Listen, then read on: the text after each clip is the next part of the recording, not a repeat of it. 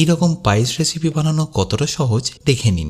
তার জন্য একটা কড়াইতে নিয়ে নিন ফুল ফ্যাট মিল্ক, যেটাকে আপনারা আস্তে আস্তে রিডিউস করতে থাকুন। আর একটু রিডিউস হয়ে গেলে এই দুধ থেকে একটু দুধ তুলে নিয়ে একটা পাত্রে রেখে দিন, যেটাতে আমরা মিশিয়ে দেবো সামান্য একটু গুঁড়ো দুধ। এবারে পাশে 1 লিটার দুধের জন্য নিয়ে নিন 50 গ্রাম গোবিন্দভোগ চাল, যেটাকে আপনারা একটু ঘি আর তেজপাতা দিয়ে ভালো করে মেখে নিন।